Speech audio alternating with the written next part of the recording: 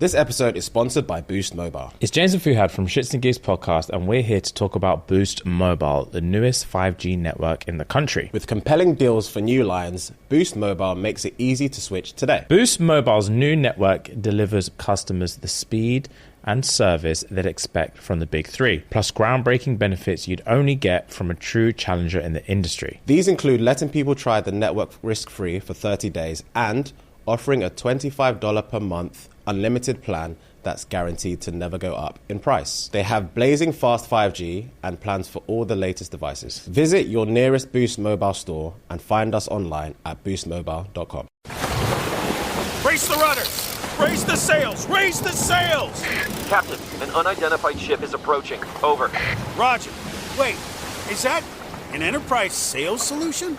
Reach sales professionals, not professional sailors. With LinkedIn ads, you can target the right people by industry, job title, and more. We'll even give you a $100 credit on your next campaign. Get started today at linkedin.com/results. Terms and conditions apply.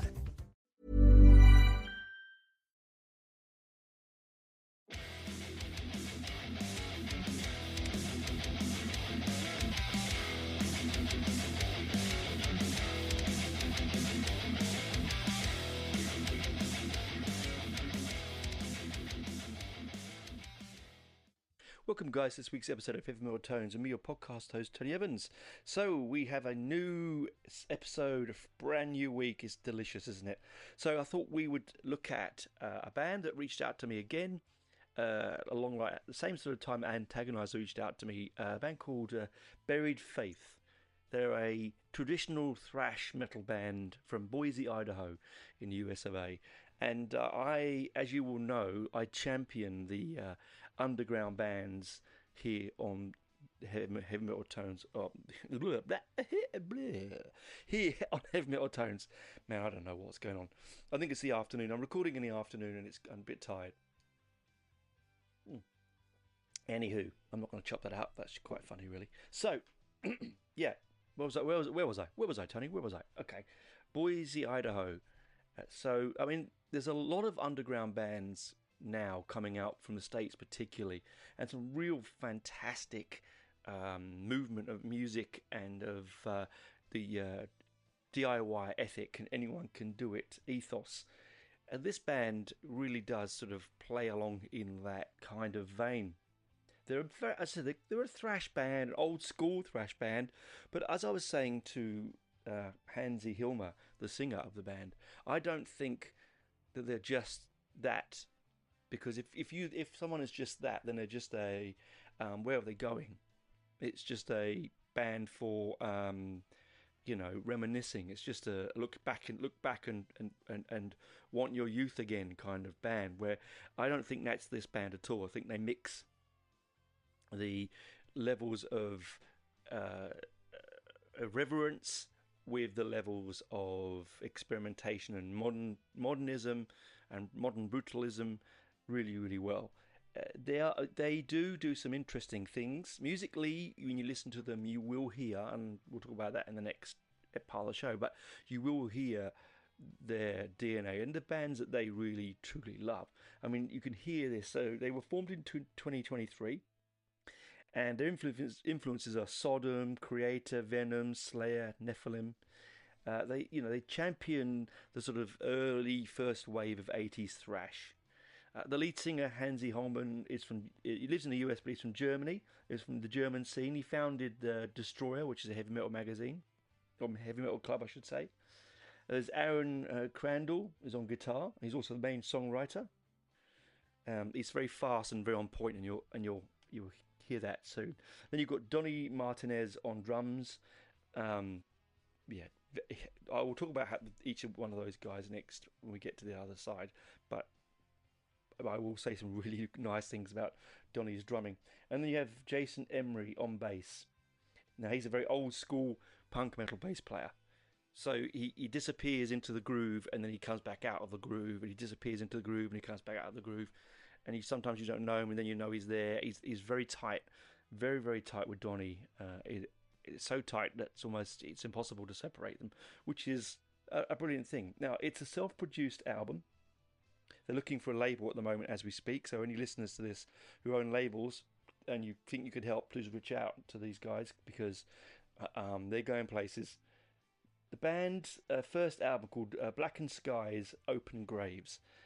It's a very typical sort of Slayer-esque, the dark side of thrash.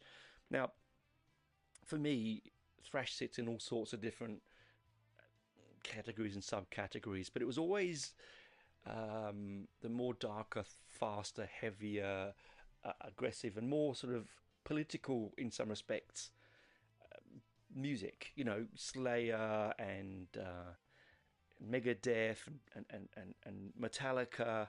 You know, they were playing this sort of like proto-punk, new punk sort of influenced bastardization of the heavy stuff they were listening to in the new wave of British heavy metal, like Venom and Diamond Head and Demon and Praying Mantis and Tigers of Pantang. I could go on.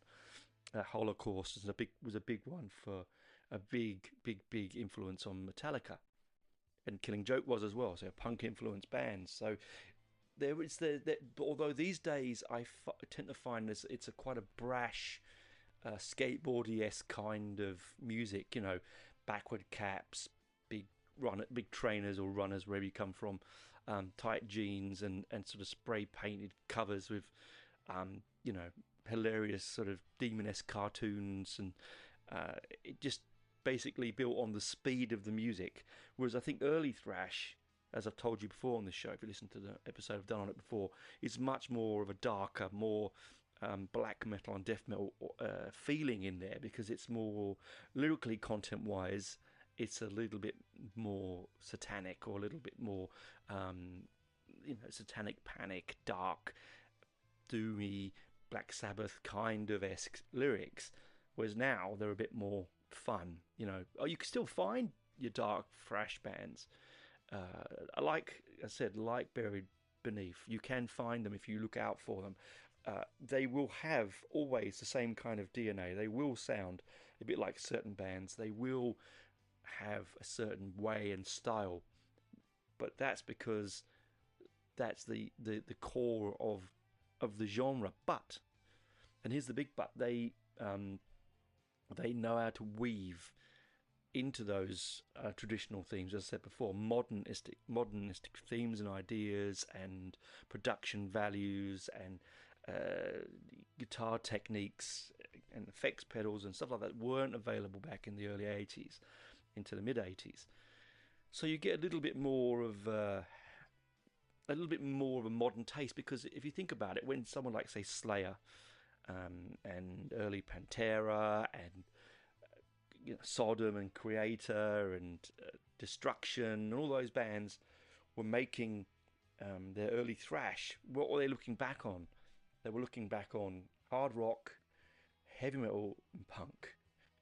And what are the new thrash bands doing? They're looking back on 40 years of thrash.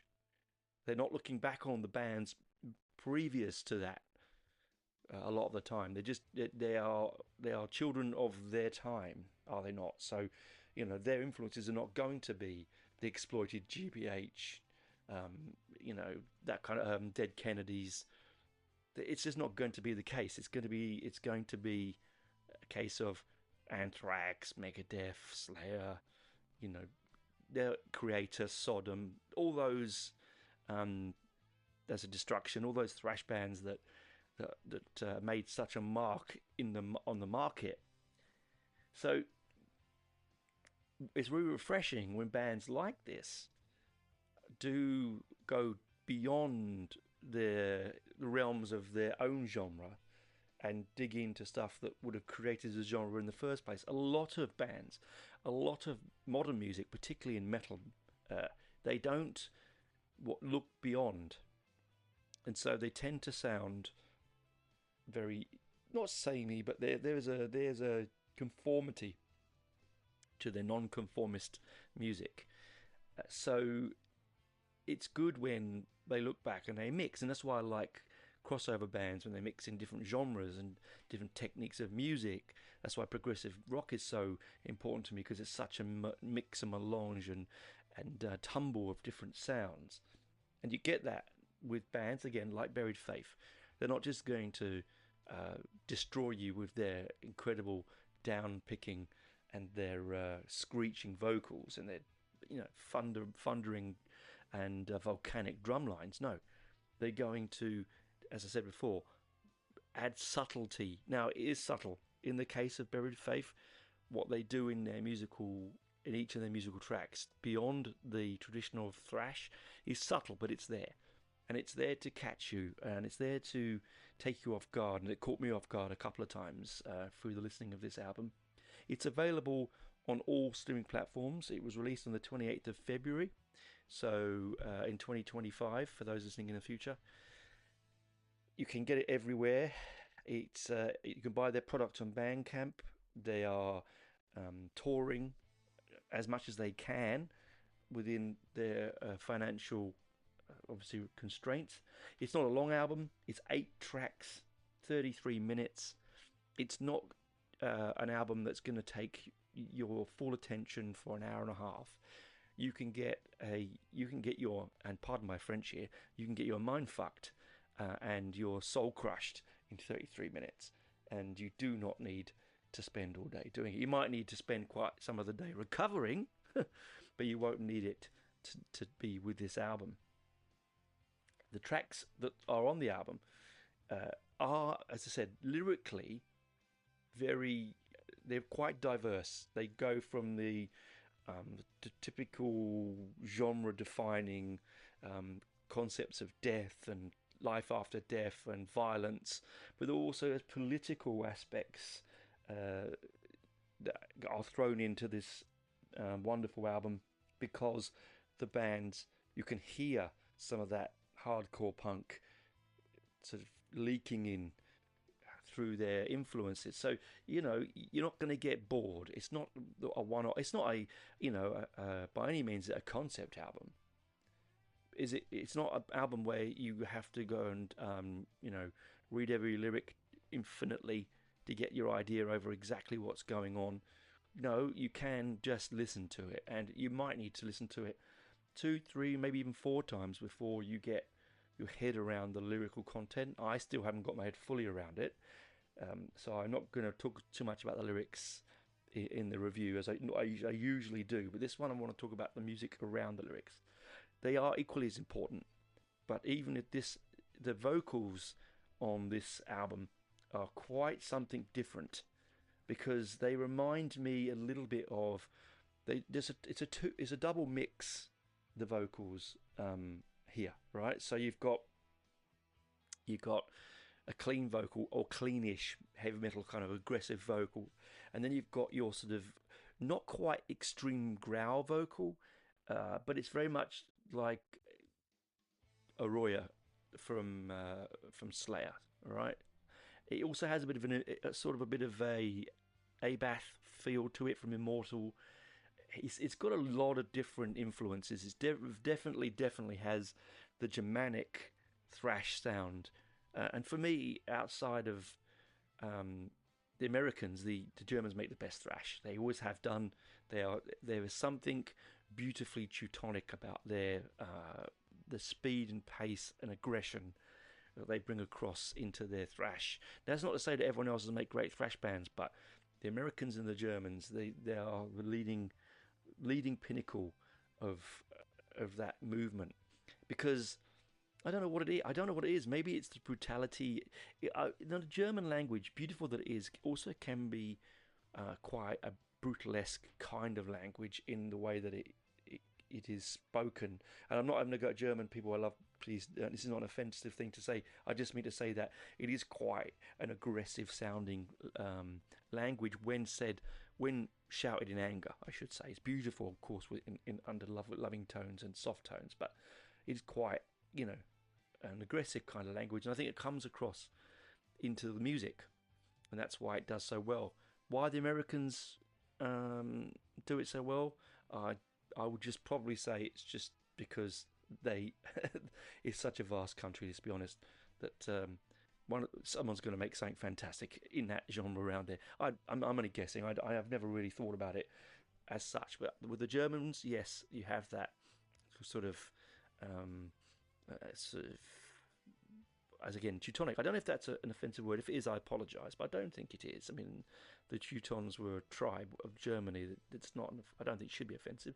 Anyway, I am rabbling on and alienating all of my listeners as I do so.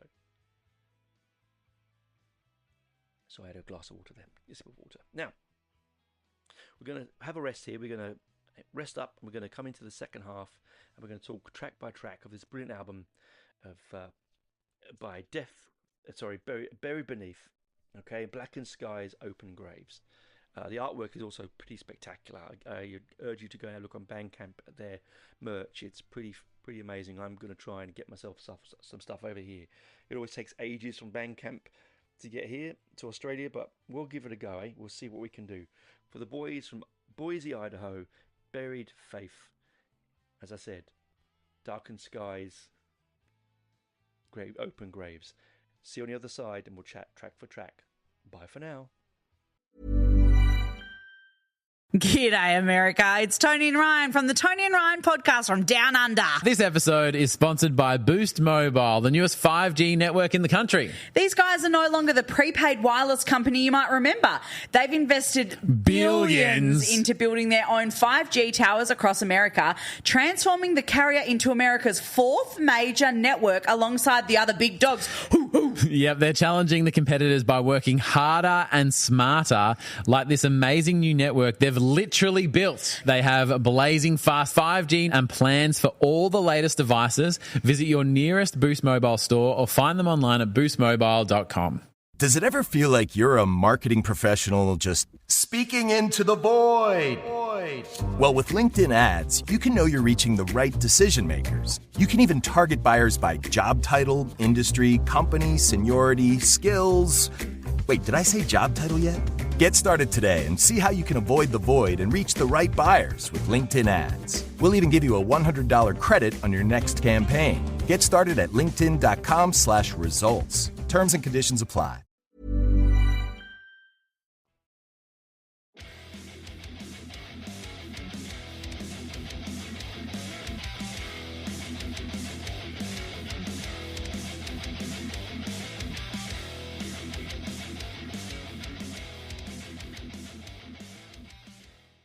Welcome back, guys, to part 2, the album breakdown of Blackened Skies Open Graves by Buried Beneath, the classic thrash band from Boise, Idaho in the USA.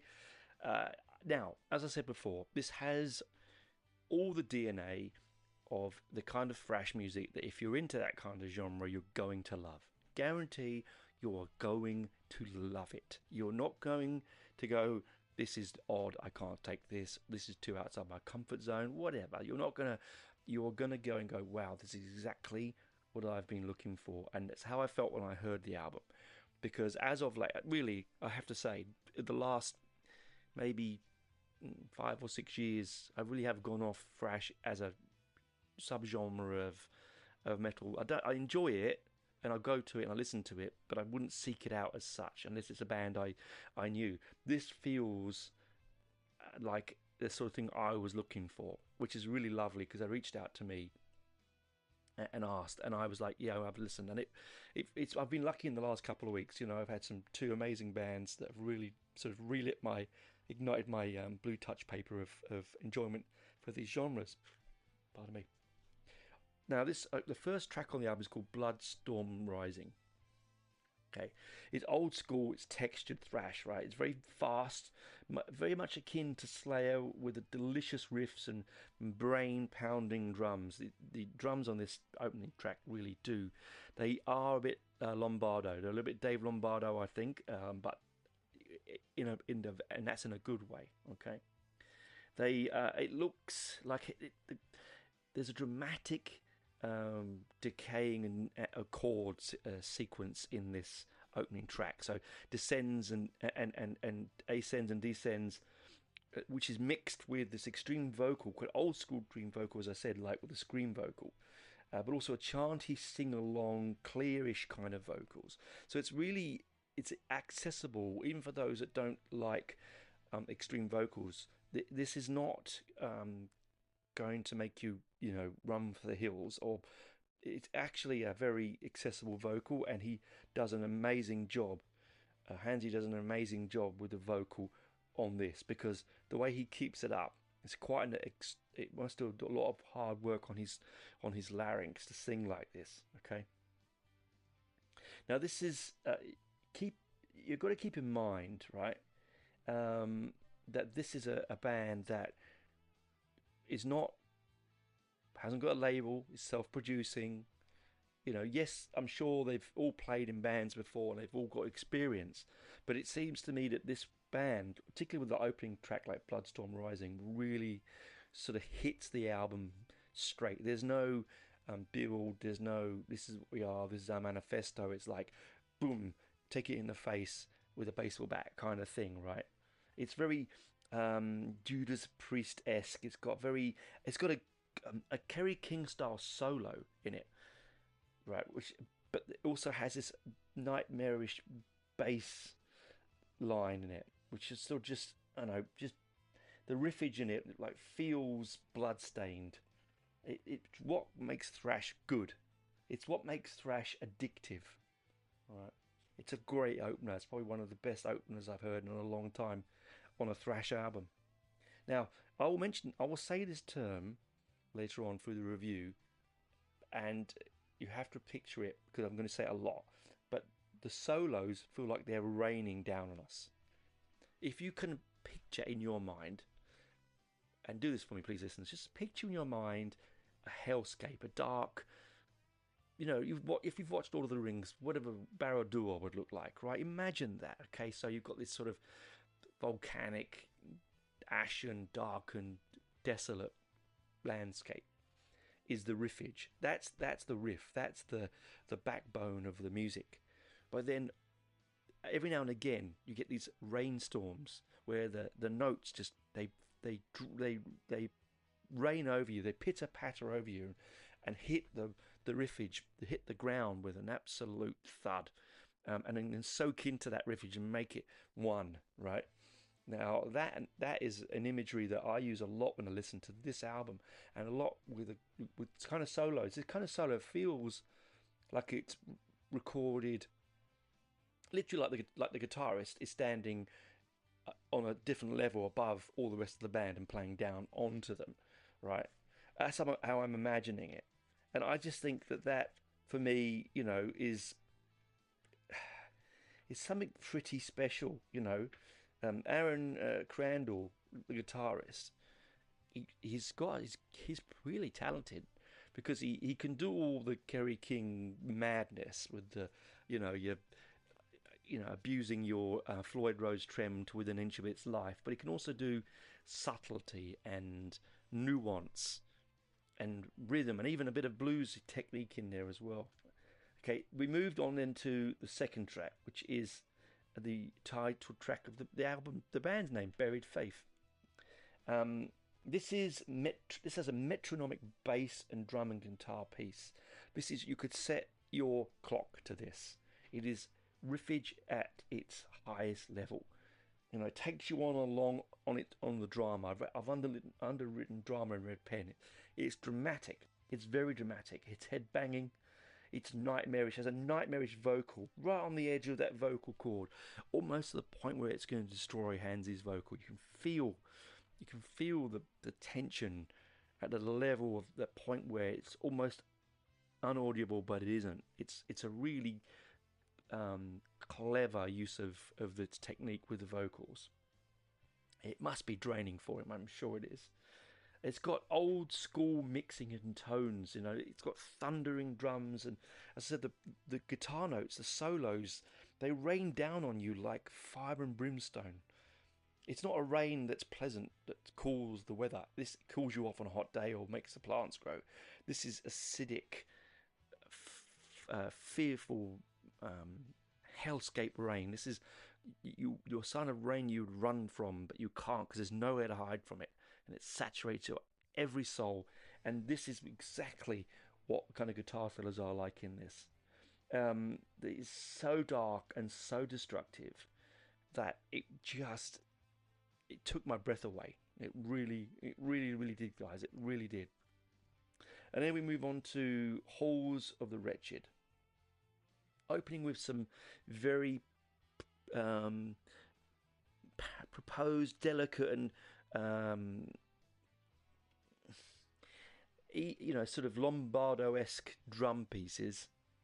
It seems to be every kind of ever so relentless.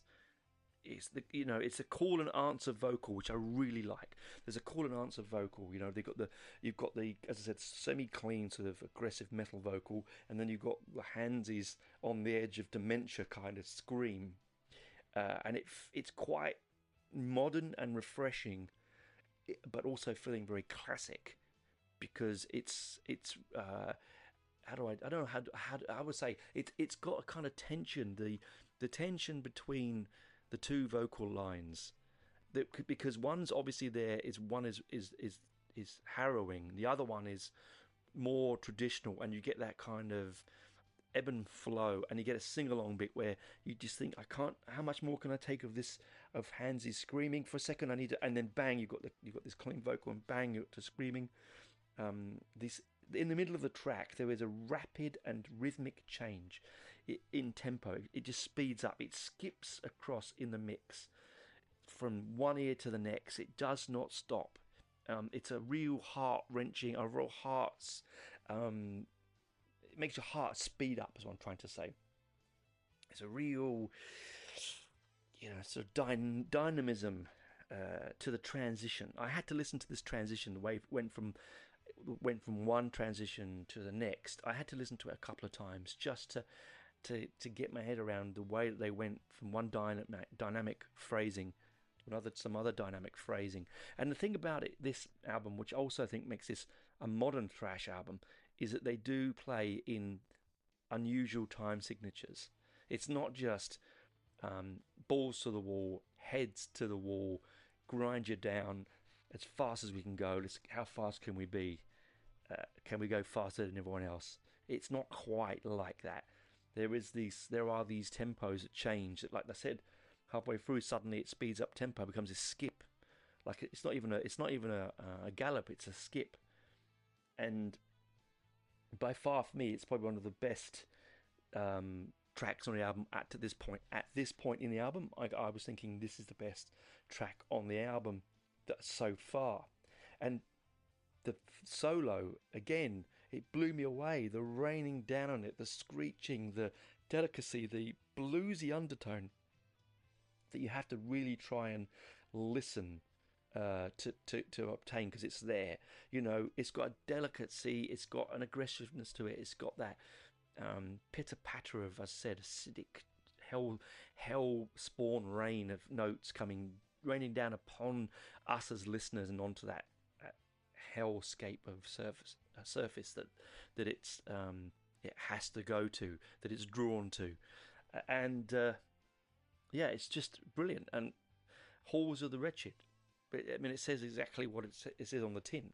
This is a classic 80s Venom inspired, Slayer driven thrash track, but with real modernism driving right behind it. And then we move on to the title track, Blackened Skies Open Graves. Now, I wrote a lot about this because I was really, really impressed by this track. Okay, I had to sort of take my time and listen to it a few times. It's quite old school. It's quite uneasy. It has an uneasy feel to it. Okay, it's got the creation of atmosphere here, with the rain and the thunder in the background, building you into this darkened landscape, this sort of this unchristian or what's the right word? This unsacred land, this unsanctified land where these bodies are buried, open to the skies, not yet covered. It really is quite a doomy-esque motif. It opens with quite a doom feel. Again, this is what's brilliant about this album, is they're not going, well, we could just go straight into the main riff, which is brilliant. They're going, well, let's go and see what we can do here. And it has a real Candlemass kind of doomness. There's a real breath between the chords, a real thought of where they're going, very considered driving rhythms in the middle part there. But then it becomes thrash again. It just turns on a dime, but it's delicate. There's delicious tritone trim picking. There's a lot of trim picking on this album, but there's a lot of tritone trim picking on here, which captures the feel and the energy of original thrash, but has a modern feel to it. The production on this is really good. Guys, whoever produced this album, I don't have that information, unfortunately, but it is really, really high quality. It doesn't have an underground feel to it at all, even though it's rooted firmly in the underground. The riffage is so addictive. The riffs on this album, he is really good. They are, with a lot of thrash bands, you do get this repetitive motif they can't seem to get out of because they're limited within within their ability as guitarists. Doesn't seem that the case here. Okay, it's quite a diverse and interesting soundscape that he plays with. But at 2 minutes 44 in, the drums and bass take up this malicious and masterclass into one of the best solos that rains down on that drum and rhythm section and just pours. This time it's not just spitting, it's absolutely saturating us with these notes that fall upon us.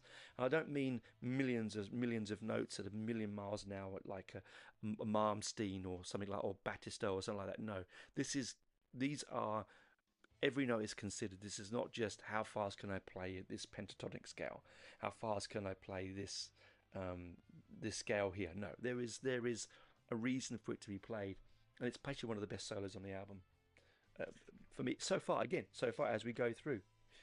It's probably one of the most conventional solos. There's lots of traditional metal coming into the solo here, but it's still traditional. It's still really modern and explosive, right? The second solo. Also, I love the way the first solo resolves itself. Another thing about the way the band writes their music is that each movement in the music resolves itself well. It's great resolution in it. It changes pace again. It's just, you can't keep track with the way this band really knows how to resurface. Resurface, that's the wrong word. Why did I say resurface? To resolve. I don't know why I said resurface. Who knows why I said it? But to resolve the each part of the track, to bring it and to make it gel. All right. It's a real pleasure to listen to. Really, truly is. And I would play that track probably over and over again because I really enjoy the way that it moves from doom to thrash to trad and resolves itself in one place and another. Has two delicious guitar solos on it, and that's not even mentioning Hansy's vocal in this, because Hansy's vocal is fantastic on it. It sits well within all member parts of the band, but doesn't overtake, but also doesn't sit like he's sitting in the back of the room like some thrash bands do, where the vocal is recorded so poorly that it's so low in the mix that you go, hang on, I know you've got a good voice, but I can't hear what you're saying. And this, no, it's not the case. It's mixed and blended really well. And then we get Massive Aggression. This is a really political song. Lyrically, it's very politically driven. It's very brutal. It has a real New York Americana kind of brutality in its punk underbelly, right? So it really has a kind of Extreme Noise Terror, Black Flag, The Exploited GBH, that kind of experimental 80s punk that the Americans did really well. You know, the English, sort of the new wave of punk in from sort of 1980 onwards to the middle of the 80s, where there was a lot of ska coming through and a lot of very, very aggressive, more so than ever before in the punk scene then, like Crass and and all those sort of bands, UK Subs and UK DK, all those kind of bands. And the Americans were doing it with a real sort of extreme aggression. And it feels like that's coming through in this particular track, in both the lyrics and the music. It's quite a daring piece of music for a thrash band, if I have to be honest, because not everyone is expecting to hear a third of the way out through an album this kind of thing about abuse of power and the political movements. And I would probably say it's to do with the American political scene, not maybe as we speak, but in general. But it's not just a straight forward, let me tell you, you're going to listen, this is the truth kind of track, we know better than you kind of thing. No, it's not that. It's still quite a heavy, fun piece of music. It has a brilliantly soulful solo in it that is quite full of has an air of sadness to it. It's quite down. It's quite sort of, I don't know, laconic in the sound, in the solo. But that's just that part. Suddenly, then it just jumps into this bouncy. I've written in big red letters, bouncy kind of swing pace to it, and the vocals really pay tribute to that and keep up with it. I mean, it's just what you want in the mosh pit for this one. It's one of those ones where you want to get in, you want to move around, you want to release that energy that's pent right up inside you. It's real mosh pit fodder, this track. A real live treat. I reckon this would be a great live song. Probably one of their best, I'd imagine. Probably one of the most favourite ones. It's very much a sing-along, be part of the army, be part of this scene, be part of our knowledge and our ideas. Also at the same time, really have a good time kind of guy. Go, guys and girls. It doesn't feel that it's preaching. Sometimes with some of that political punk stuff, even though I love it dearly, I do feel I'm being preached at, because I'm not a political animal in any way, shape or form. And so sometimes I listen to it and I go, look, yeah, all right, whatever. I'll make my own mind up about that, shall I? But unfortunately, that is the way it is. Love it or hate it, this is mixed into that track, and it is a really cracking track. Then go on to All This Blood. Okay. Opening with the band Blistering Speed. I mean, they're going from a bouncy track before into what is old, like new school blistering speed thrash, right? With some of the best rhythm riffaging on this album so far. I've said it before, but each time I listened to it, each note, every time I made a note for each of the songs, it was when I first listened to it through. So this is why I'm saying that I think this, when I got to this track, I thought, wow, this has got ear-splitting chaos. It's got a wonderful balance of barrage and thunder and tritone and brutal vocals. And what I really like about this one is that suddenly you get all the rhythm in your left ear. It just cuts to, they've cut the track, they've edited it so you suddenly cuts into a mono left ear of riffage, but on the right ear you hear some delicious cymbal work. And if you listen to my show, you'll know I'm a lover of drummers and I love cymbals. Like, if they're done well, they really create just part that, anyone can thump a drum, but the delicacy and the creation of atmosphere with cymbals is something very special. And in your right ear, he's given some really delicate work on, I would imagine, our hi-hat. It's a hi-hat. It's really quite lovely 16th notes going on in there, I think. And it sort of adds a sort of off-kilter balance to you, because you're listening to it, particularly through headphones. It's slightly more difficult through a stereo system, but through your headphones, you listen to it and you're doing something. Suddenly you feel lopsided because it's all gone into the left ear. And I actually thought, was it my headphones? I had to listen to it a couple of times to make sure it wasn't my headphones. But no, it all seemed to be fine. It was a real, they've panned it sharp into the left ear. And I like that because it woke me up.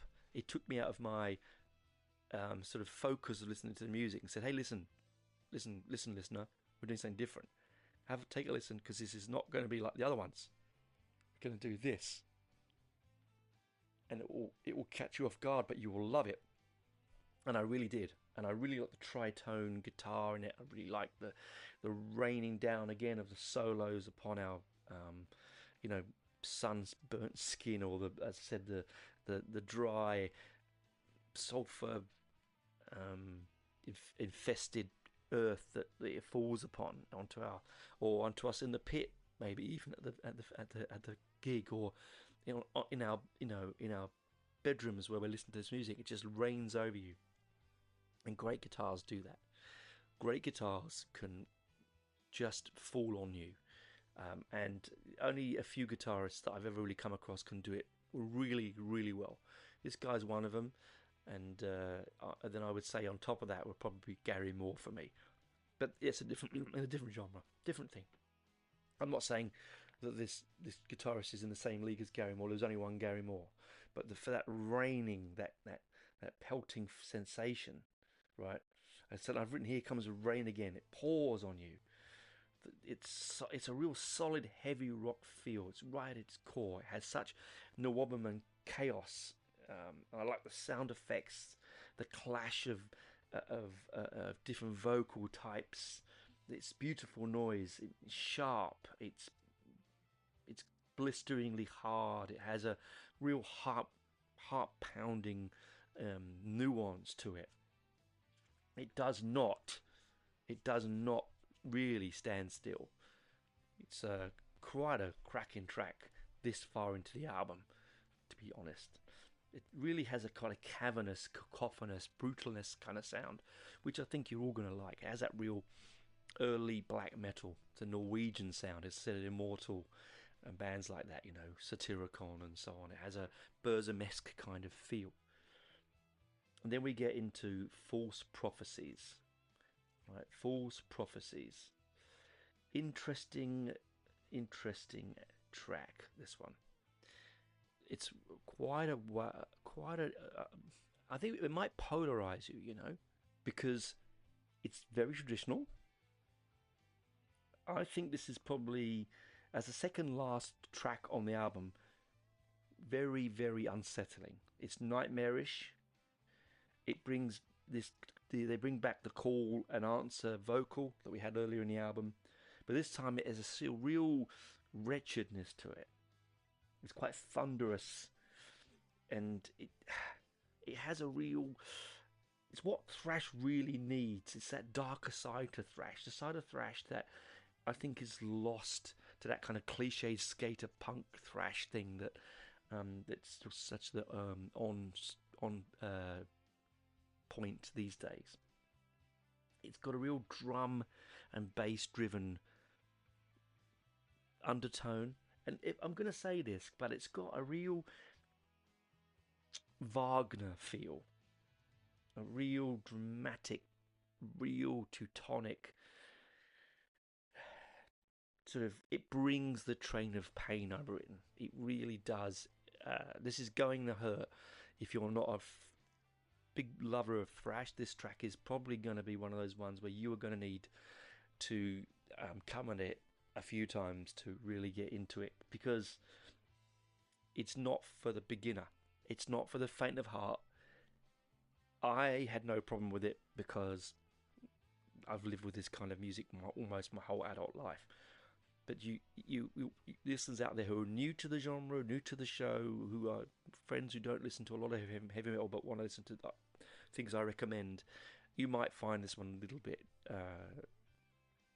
not out of your league, but you might find it will take a little to get into. When I say controversial, it's because it's not a straightforward thrash track by any means. It does have its nuance.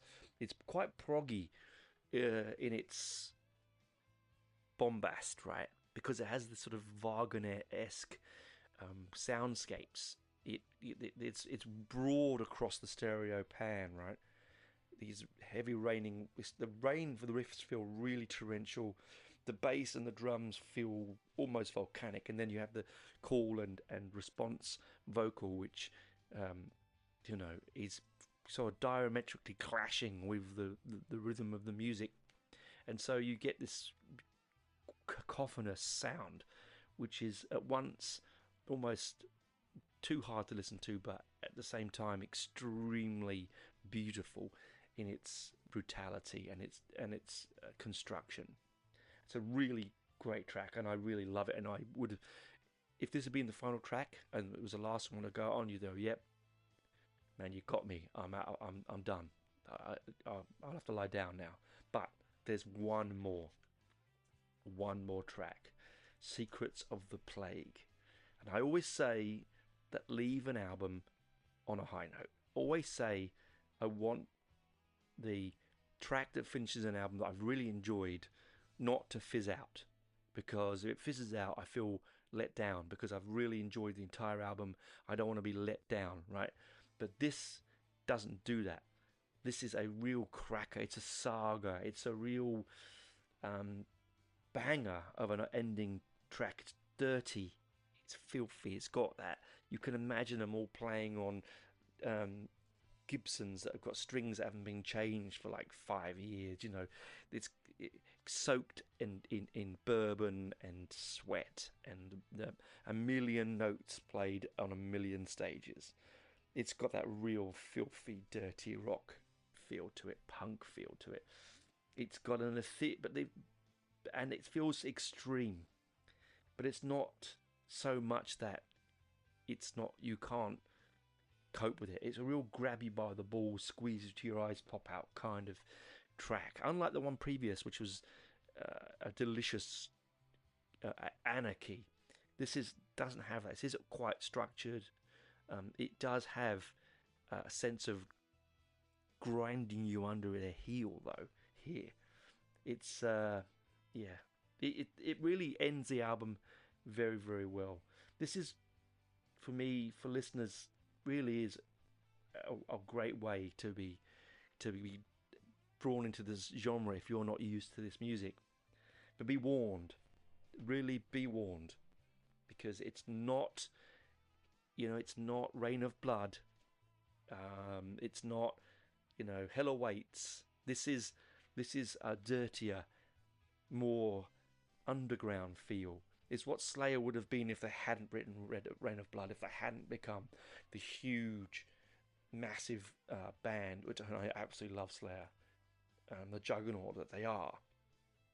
This is it's almost like the seeds of that band and other bands like them. And that's what I love about this kind of music and underground music, is that, when you get to my age and you think, well, I've heard it all, it's all been done, okay, and you do look back over your shoulder and you do slightly yearn for that feel, that 16 again feel, that new car smell, as they call it, that new set of strings sensation, that new mattress, the whole thing, just the freshness, the excitement, the new love, the new first kiss, that kind of thing.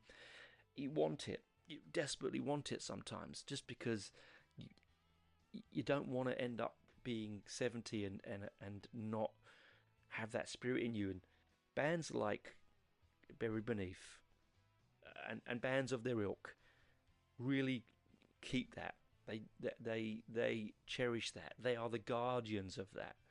They dispense it. They are our dealers.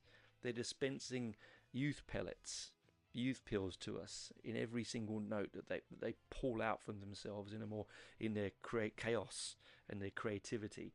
And this track, like Secrets of the Plague, are exactly what it's about. Dirty, filthy rock and roll. I really can't tell you how much I dislike sanitized rock and roll. It has a place, I know it does. It really does. But that sanitization, that corporatization of the spirit and flame of rock and roll is what punk fought against. It's what heavy metal still fights against. It's what, to some extent, underground rap and hard, that kind of stuff still fights against. It's wants people to question. It wants people to feel emotion And you don't get that with sanitized music. You just don't get that emotion. Genuinely, it might be only me, but that's who that's basically it. Sorry, that was a terrible in-joke from an English sketch show. I will let you work that one out. Anyway, that just came out from nowhere. But yes, right, it is Harry Enfield, I should say, is who it was, Harry Enfield. I just know that without bands like this and like Savage Master and things like that, and Antagonizer and all those amazing and Rock Pit and Heads for the Dead and all those bands that I champion around the scenes around the world, without these bands, without bands like Project Ultimate Satan, Witch Skull, Taliesin, these kind of bands, without bands that have not sold their corporate soul, are still making, really deliciously, dark or even just creative heavy metal and rock and roll. Without that, where would we be? We'd be listening in big stadiums again to REO Speedwagon and Journey and things like that. Which, look, again, they have their place, but you understand where I'm coming from when I say that. Okay. Anyway, enough for me. This album has been a real eye-opener. I really enjoyed it. It's a 5 out of 5 album. It's an 11 off the Millsy scale. Again, it's blowing the mercury out, just like last week's Antagonizer album. There is a new force in the world of music, and it's coming out from the underground scene in the US, and it's something that we should be looking out for, because it's really, really amazing. And I hope that this keeps happening, and it keeps on giving, because this cannot be their only album, and it should not be their only album, and I cannot wait to see what they've got coming in the future, because they are gifted young men. They may not be young men, but they're gifted musicians who know exactly what they're trying to do. This doesn't sound like an album feeling their way through it. This sounds like an album of a bunch of guys who know exactly where they're coming from and exactly what they want to do. And it sounds polished yet dirty.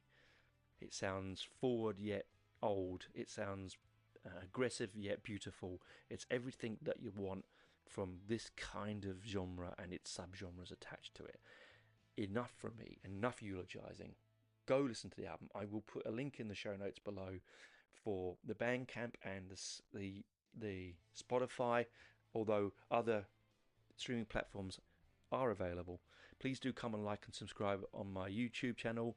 Please do come and listen to me on all streaming platforms. Swipe up on Spotify, leave me a review, give me a star rating. I don't care if it's 1.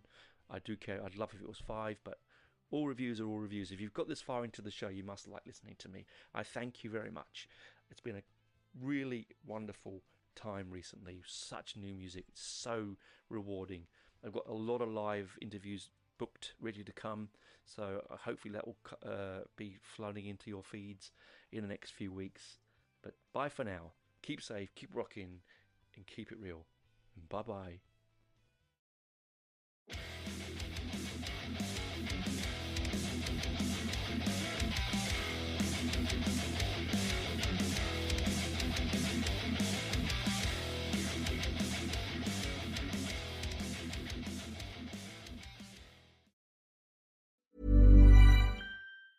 This episode is sponsored by Boost Mobile. It's James and Fuhad from Shits and Gigs podcast, and we're here to talk about Boost Mobile, the newest 5G network in the country. With compelling deals for new lines, Boost Mobile makes it easy to switch today. Boost Mobile's new network delivers customers the speed and service they'd expect from the big three, plus groundbreaking benefits you'd only get from a true challenger in the industry. These include letting people try the network risk-free for 30 days and offering a $25 per month unlimited plan that's guaranteed to never go up in price. They have blazing fast 5G and plans for all the latest devices. Visit your nearest Boost Mobile store and find us online at boostmobile.com.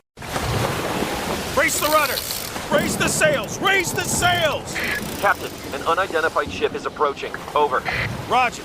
Wait, is that an Enterprise sales solution?